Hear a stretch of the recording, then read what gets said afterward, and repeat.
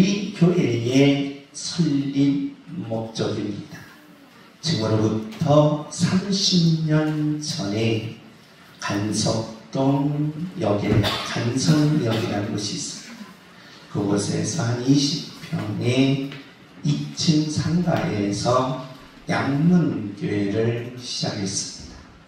그리고 양문교회가 이제 손학동으로 이사와서 여기에서 지금까지 30년 동안 교회가 지속됐습니다.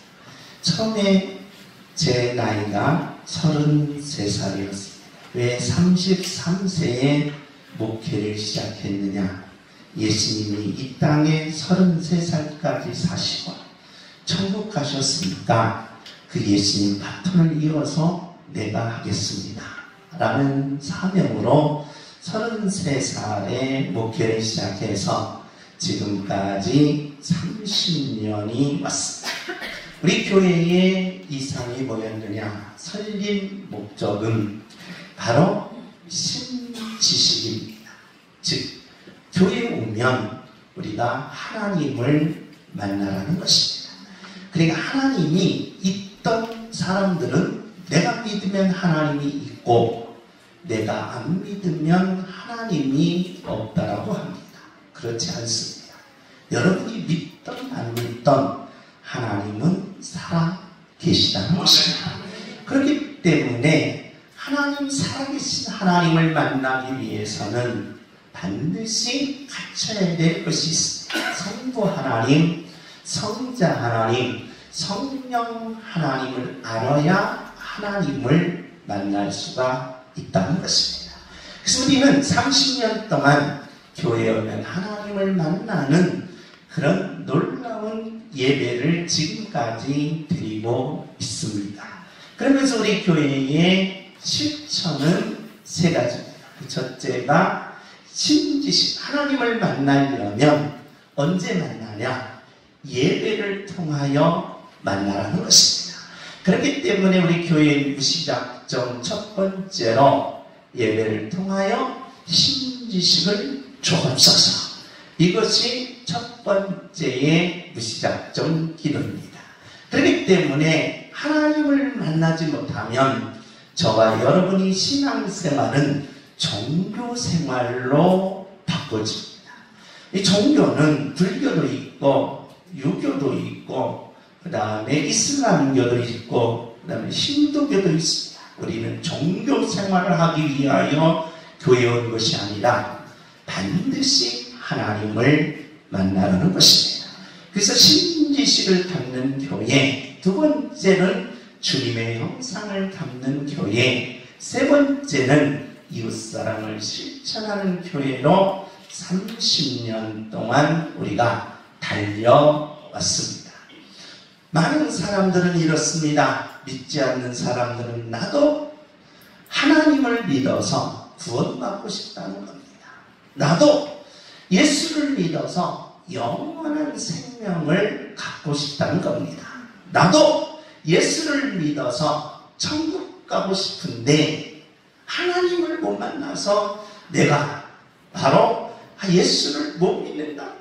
나도 예수 믿어 구원받고 싶고 나도 예수 믿어 천국 가고 싶고 나도 예수 믿어 영원한 생명을 얻고 싶고 나도 예수 믿어 응답받고 싶은데 하나님 좀 보여달라는 겁니다. 그러면 믿겠다는 겁니다. 그런데 저와 여러분은 참 용한 분들이 보이지도 않는데 그냥 와서 믿는다는 것은 대단한 겁니다. 옆에서 당신 보아하니 용하십니다. 다른 안 믿는 사람들이 이 질문을 하는 겁니다. 나도 예수 믿어 구원받고 싶고 나도 예수 믿고 영원한 생명을 얻고 싶고 나도 예수 믿고 천국 가고 싶은데 하나님 좀 보여달라는 겁니다. 이것이 믿지 않는 사람들의 질문이라는 겁니다. 그런데 이 질문 앞에 우리는 바로 말문이 막힙니다. 왜? 나도 못 봤거든. 나도 못 본 하나님을 어떻게 내가 당신한테 보여주느냐라고 하면서 오히려 저와 여러분이 안 믿는 사람보다 믿음이 뚝 떨어지는 경우가 있다는 겁니다. 따라서 옆에 사람이 안 믿어요. 당신이 나보다 낫습니다. 시작. 그렇게 안 믿는 사람이 믿는 사람보다 낫다는 거예요. 진짜로 믿으려고 나도 예수 믿고 구원받고 싶어. 나도 예수 믿고 천국 가고 싶은데 하나님 좀 보여달라는 겁니다. 진심입니다. 그런데 하나님 보여달라면 내가 가슴이 덜컥해. 왜? 나도 본 적이 없거든. 그래서 이게 문제가 된다는 겁니다. 그래서 한국교회는 지금까지 양적 성장을 이루었습니다. 바로 대한민국의 성장과 함께 교회 역할은 위대했습니다. 그렇기 때문에 교대에는 양적으로 부흥하면서 그리고 교회에 아름답게 지는 모습이 또 있었지만 사회에 헌신하는 모습은 기독교 이상으로 대한민국의 그 기초를 닦아줬습니다. 우리나라 복지 예산이 170조입니다. 그런데 한국교회에서 바로 나가는 복지가 100조 가까이 됩니다. 어마어마합니다. 그만큼 보이지 않는 대한민국 사회의 기초에 그 역할을 해냈다고 합니다. 이제 나라가 부강되고 나라가 부자 되니까 교회에서는 하지 말라는 겁니다. 그래서 교회에서는 교회의 힘이 점점 약해지면서 믿지 않는 분들에게 교회에 대한 비판의 소리가 높아졌다는 거예요. 이제 우리는 깨달아야 합니다. 이제 더 이상 우리에게는 바로 답이 하나만 정해져야 합니다. 믿지 않든 믿든 하나님은 살아 계시다라고 말할 수 있는 그런 하나님의 자녀가 되시기를 예수님의 이름으로 축복합니다. 아멘. 당신이 믿든 안 믿든 하나님이 계시다는 것을 말할 수 있어야 한다는 거예요. 왜 그러느냐? 지금까지 2000년 동안 하나님이 신이 계시냐 안 계시냐라는 질문을 던질 때, 하나님을 보여달라고 질문을 던질 때 바로 이 6가지 해답을 내놓았습니다. 그 첫째로는 이 존재론적 하나님의 증명이었습니다. 인간은 불안합니다. 옆에서 나는 안전해, 완벽해. 한번 해보세요. 나의 미모는, 옆에 사람에서 나의 미모는 완벽해. 여러분 코웃음을 칠 겁니다. 완벽해 하는 그 순간, 그래서 인간은 불안하다. 불완전한 인간도 뭐 있는데? 살아있는. 신이신 하나님은 뭐 하신 분이에요? 완전하다. 완전한 하나님이 없다. 완전한 하나님이 안 계시다. 완전한 하나님은 이 세상에서 없다. 문제가 있다. 그래서 완전과 불완전의 존재론 속에서 불완전한 인간도 있는데 왜 완전한 하나님이 없느냐라는 해답을 내놨다는 겁니다. 역사적으로 그게 안셈이었습니다. 목적론적 논쟁은 뭐냐라고 하면, 목적론적 논쟁은 아주 단순합니다. 여러분이 여기에 있는 시계는 누가 만들었습니까? 시계를 만든 사람이 있다. 여러분이 가지고 있는 핸드폰 누가 만들었습니까? 분명히 하늘에서 떨어졌죠. 그랬죠? 여러분이 가지고 있는 핸드폰 따라서 하늘에서 떨어졌습니다. 가서 약국에서 약 드세요. 분명히 뭐 있어요? 만든 사람이 있잖아요. 시계도 만든 사람이 있고 핸드폰도 만든 사람이 있다면 인간도 우주도 누가 있다? 만든 사람이 있다. 그걸 가지고 우리는 목적론적 논쟁이라고 합니다. 헤일리가 이야기하는 겁니다. 그런데 토마스 아퀴나스는 이 우주론적 논쟁을 통하여 하나님이 계시다라고 얘기했습니다. 하나님. 우주론적 논쟁은 뭐냐? 모든 것은 원인이 있고 뭐가 있다? 결과가 있다. 그 결과를 따라보니까 이 원인을 다시 그 원인에서 바로 최초의 원인.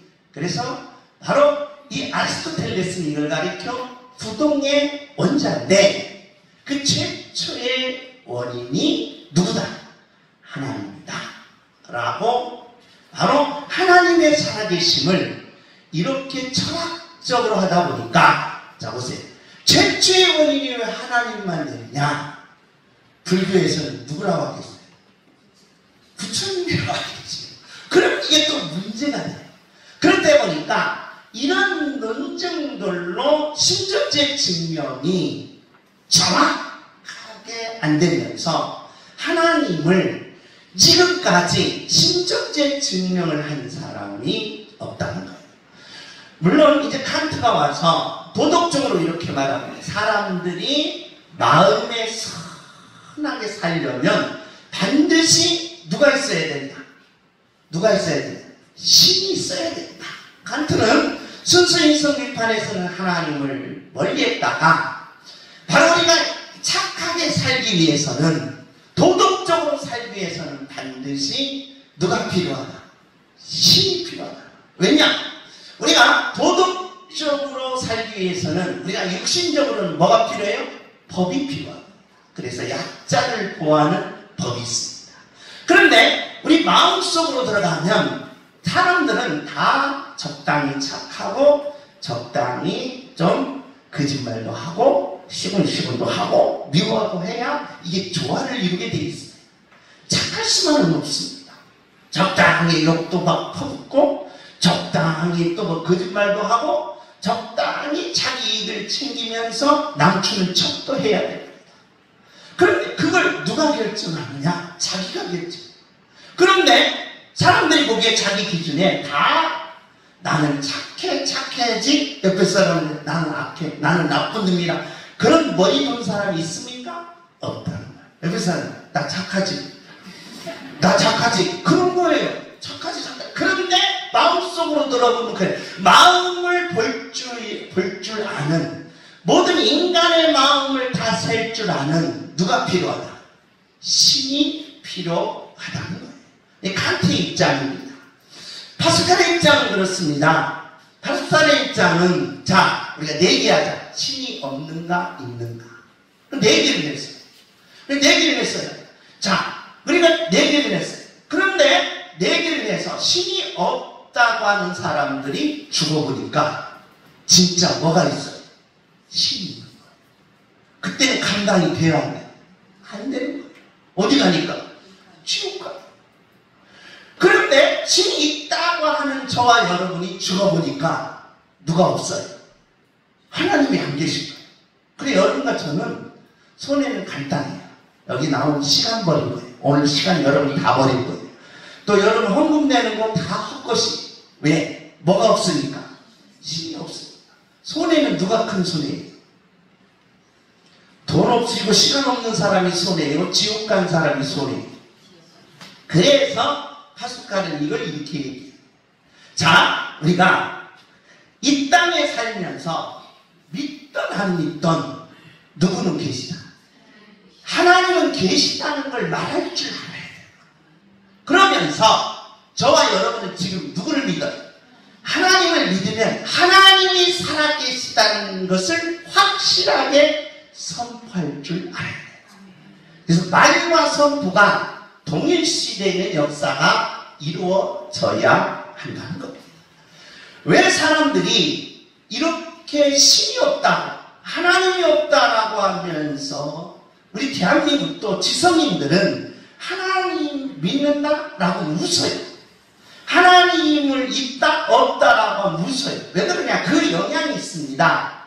이 맥키라는 무신론자는 인간의 이성을 어떻게 이야기하느냐? 자, 하나님이 살아계시다면, 신이 있다면 뭐가 존재하면 안 돼요? 악이 존재하면 안 돼요. 그래서 신이 있다면 이 나쁜 사람들, 이 도둑놈들, 이 깡패들, 이 조직들이 싹 쓸어버려야 돼. 쓸어버려야 돼. 왜? 신은 뭐니까? 선하니까. 그래서 보니까 이 세상에 악도 문물치는 신, 그런 신은 있다 없다? 없다라는 논리를 피고 있어요. 여러분 지금 거기에 설득당한 거예요. 그래서 저들이 이제 다음 주부터 교회 안 나오는 거예요. 힘이 없으니까. 왜? 저 나쁜 님한테 내가 보이시핑 앞에 뭐 했어요? 사기당했잖아요. 사기당해. 그런 것 때문에 내가 지금 막 속상해 죽는 거예요. 사기당했으니 이 막 쓸개가 막 녹은 거예요. 그래, 신이 있다면 그런 놈을 그냥 막 찢어서 튀겨서 그냥 막 말려서 죽여야지. 어떻게 그냥 또 다른 사람한테 사기치냐 이 말이에요. 우리 장인어른께서 태양광 그놈한테 사기를 당했어요. 2천만 원, 시골 어르신 2천만 원. 그냥 그것도 고맙다고 하면서 줬대요. 이런 썩어주기를 죽더라도 썩어주게. 그러니까 이런 사람이 있다라고 하면 이 신이 있으면 안 된다는 거예요. 신이 있으면. 니체는 어떻게 말하냐? 니체는 노예의 도덕과 주인의 도덕이 있는데, 주인의 도덕과 노예의 도덕이 있는데, 주인의 도덕을 회복하려면 누가 없어야 된다? 신이 없어야 된다. 문제는 이런 분들이 어마어마한 지성입니다. 이런 분들이 세계의 역사를 들었던 놨다는 사람들이다. 다윈. 여러분이 지금 학교에서 배우는 모든 것들이 다 다윈. 이런 영향력 있는 사람들이 한마디는 이 인류의 모든 두뇌를 전부 묶어놨다.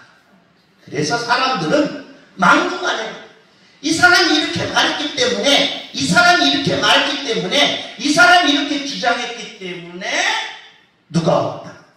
신이 없다라고 그냥 우리는 막무가내에서 맹목적 지식을 지금까지 가지고 왔다. 이건 문제다. 그래서 맹목적 지식을 갖지 말고 아무리 이분들이 아무리 학식이 높고 아무리 교과서에서 뭐 위대한 것을 다 만든다 할지라도 저와 여러분이 하나님은 뭐다? 살아 계시다는 것을 말할 줄 알고, 그 말한 여러분은 여러분의 안에서 신앙생활 안에서 하나님은 살아 계시다라고 선포할 줄 아는 하나님의 능력자들이 되시기를 예수님의 이름으로 축복합니다. 왜냐? 우리는 종교적 신들이 있습니다. 종교적 신들은 유일신이 종교적 신. 왜? 종교적 신들은 양태론이나 범신론을 피해갈 수가 없습니다. 그렇기 때문에 초현실론적 양태론이나 범신론을 피해가려면 반드시 신은 세 분으로 역사해야 인간의 뭘 이룰 수 있느냐? 구원을 이룰 수 있고, 인간의 영원한 생명을 갖게 할 수 있고, 인간이 지옥 가지 않고 천국 가면서 이 땅에서 최고의 값, 불변의 값, 영원한 값, 가치 있는 삶을 살게 하신다는 겁니다.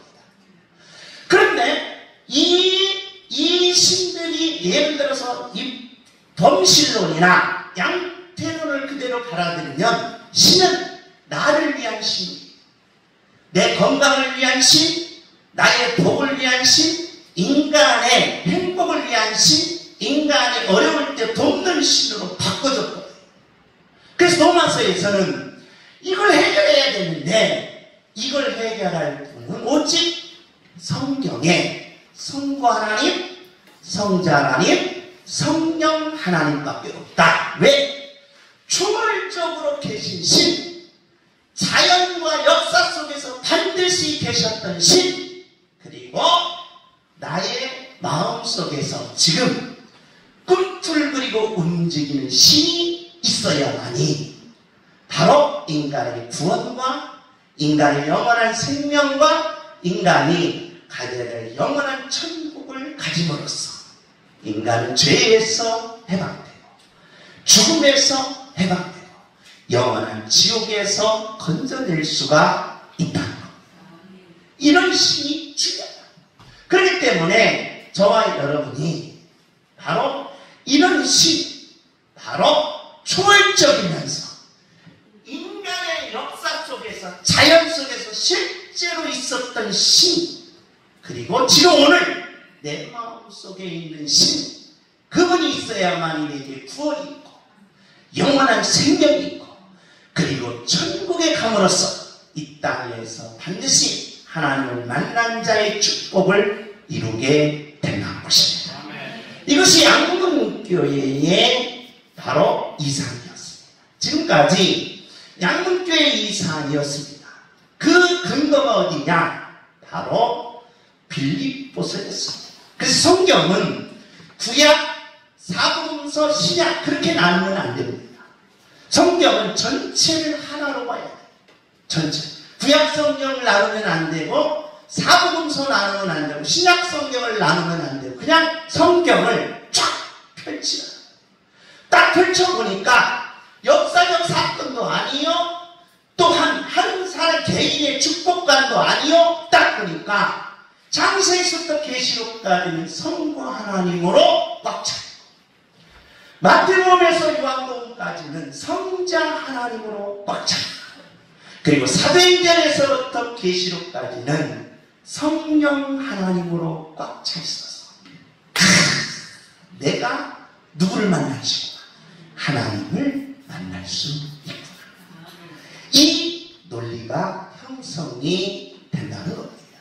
성령 하나님께서 바로 하시는 일은 제사직, 왕직, 선지지직인데 오늘 빌립보서에서는 뭐라고 말합니까? 거룩이다. 거룩. 도대체 거룩이 무엇이냐? 우리 다 같이 한번 읽습니다. 시작.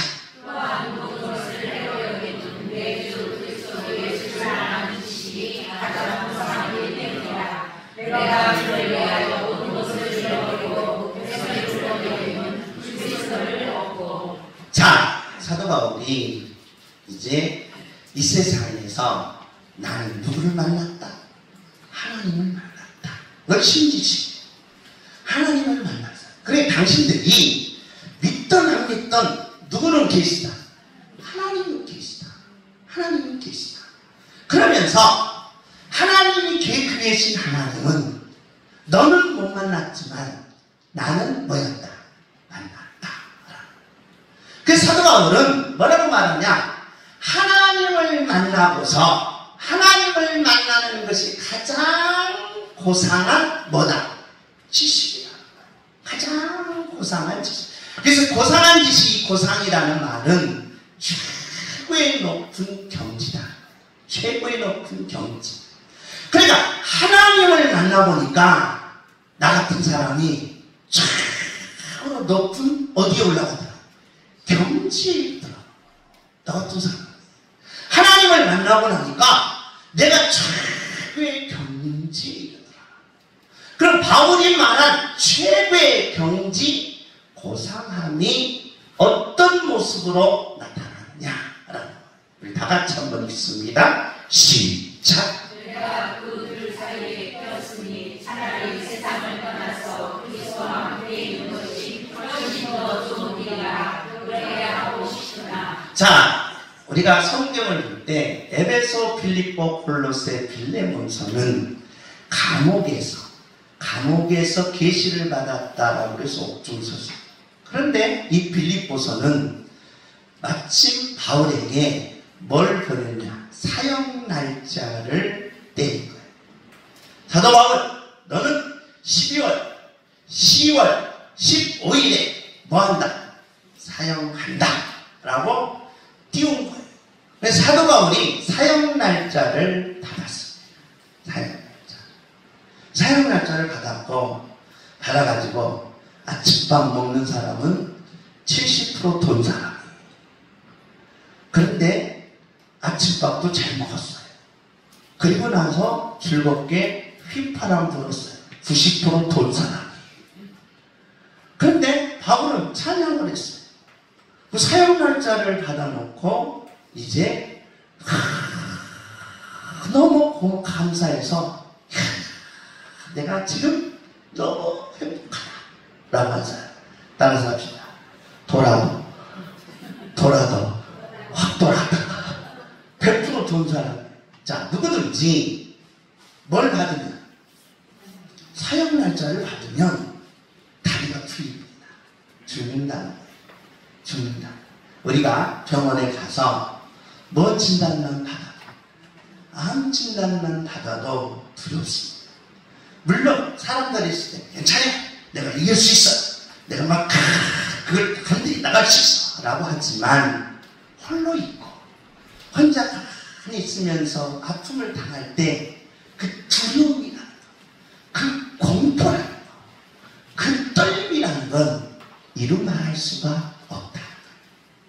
누구든지 다 생활 가운데서 이 모습이 나타나. 다리가 풀려야 되고 떨려야 되고, 야, 내가 이제 죽는구나 하면서 두려움의 공포가 내 손과 발을 떨리게 한다는 것.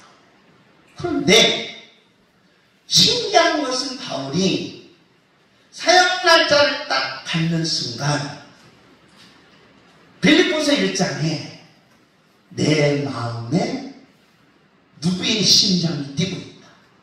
예수님의 심장이 뛰고, 사형날짜를 딱 받는 순간 내 마음속에 심장이 툭툭 뛰는데, 두려워서 뛰는 것이 아니라, 공포감에 뛰는 것이 아니라, 누구 때문에?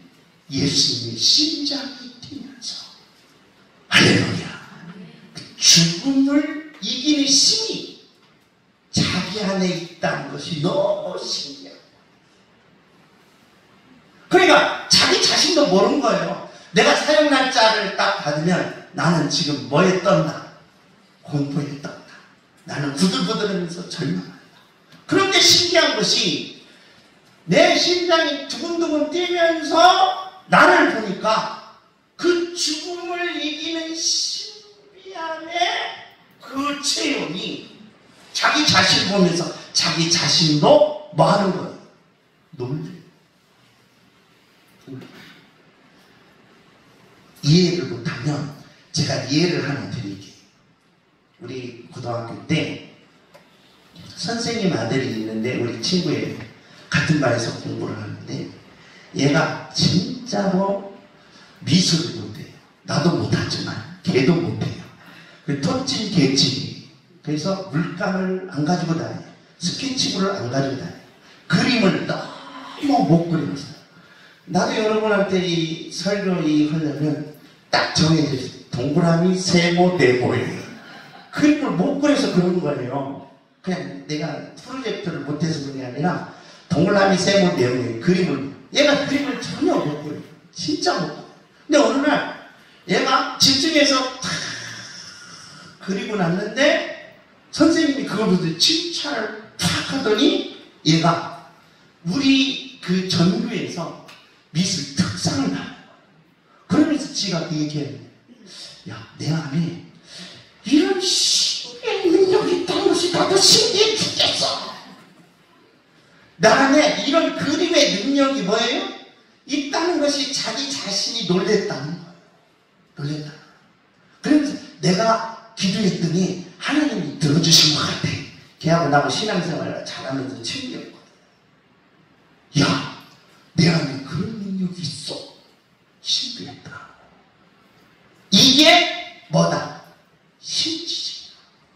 이게 신지식. 바울이 죽음 앞에서 떨려야 돼요. 죽음 앞에서 고통스러워야 돼요. 죽음 앞에서 절망하고 땅을 치며 울고 해야 되는데, 신기한 것은 심장이 떨리더니 그 죽음도 이기는 그 놀라운 힘이 그 안에 있는 모습을 보면 신기했다. 할렐루야. 그래서 바울은 이것을 가리켜 이게 뭐다? 신지식의 고상합니다. 나는 양문교회 모든 성도님들이 이 땅에 살면서 내게 다가오는 여러 환경이 있을 겁니다. 갑자기 닥치는 일들이 있습니다. 가다가 떨어진 일도 있습니다.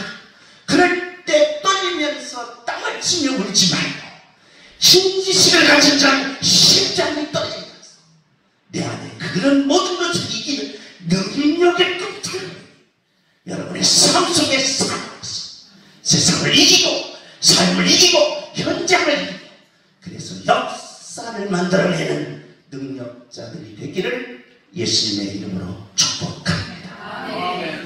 기적을 만들게 하옵소서. 주여! 이게 기적이야.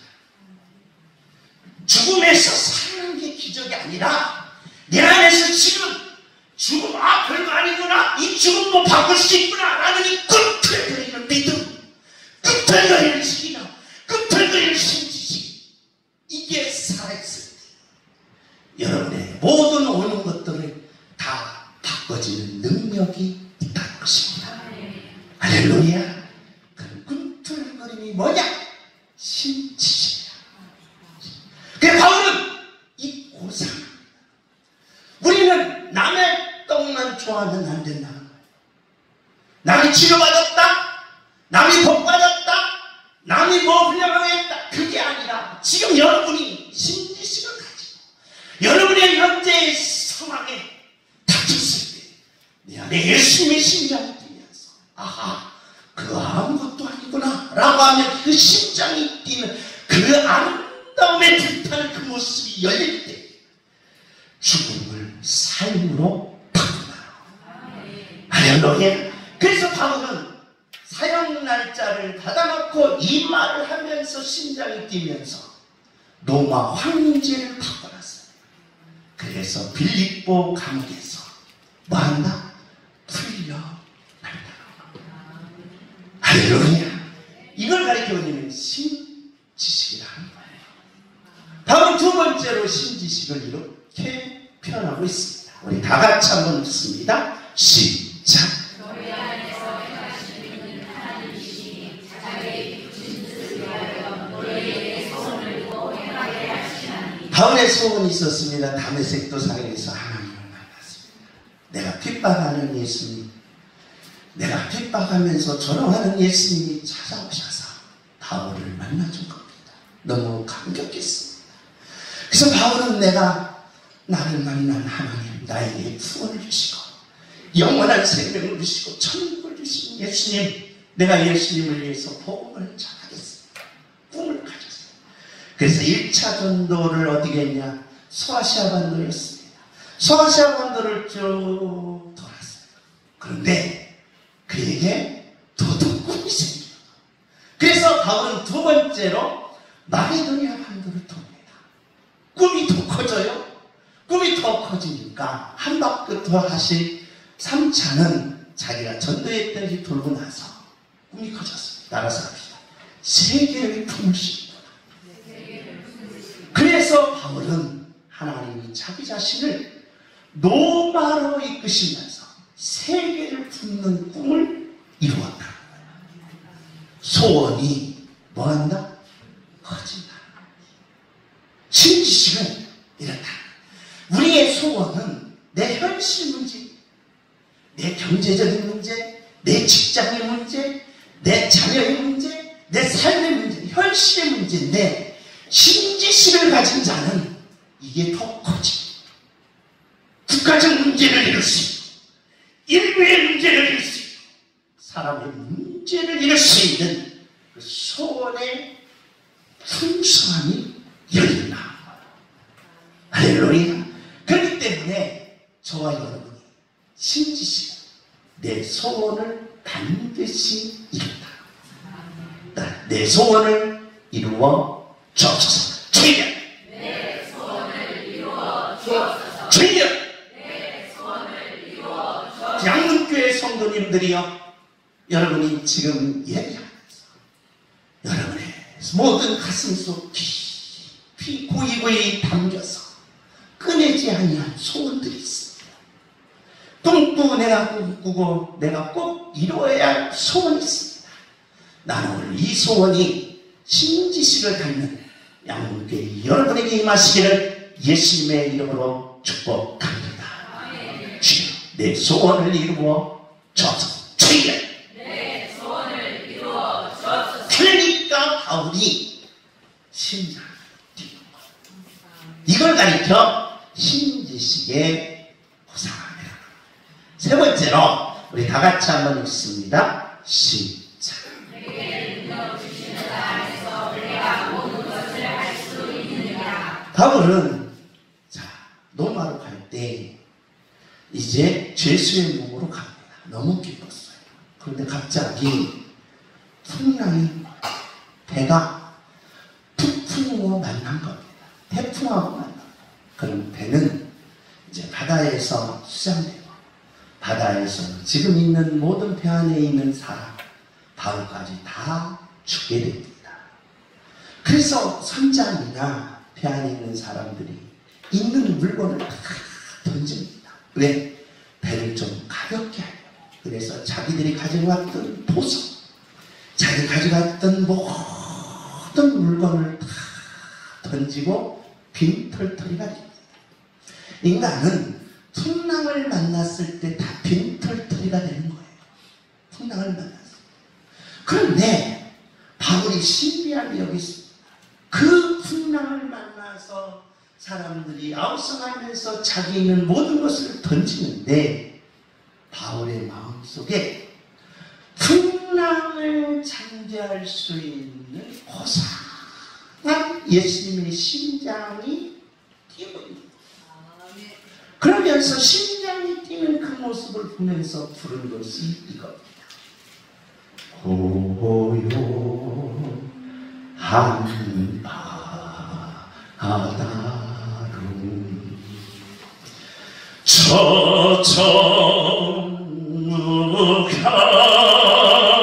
저정할 때 주님에게 슬픈 주시니 참 감사합니다.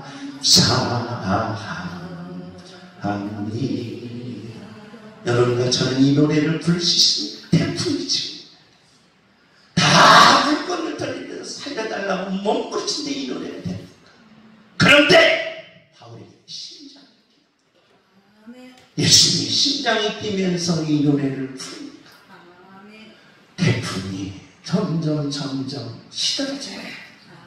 그래서 태풍을 이기는 능력이라는 거예요. 할렐루야.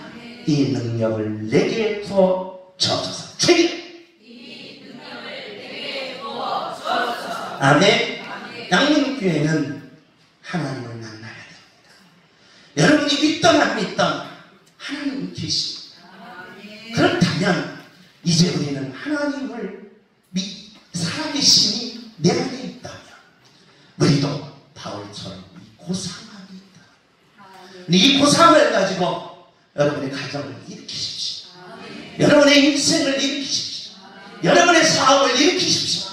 여러분의 자녀들을 일으키시고 우리 큰 꿈, 원대한 꿈, 여러 사람들이 바랄 수 없는 꿈, 소원을 가슴속에 품고 그 소원을 이뤄가는 하나님의 자녀가 되시기를 예수님의 이름으로 축복합니다.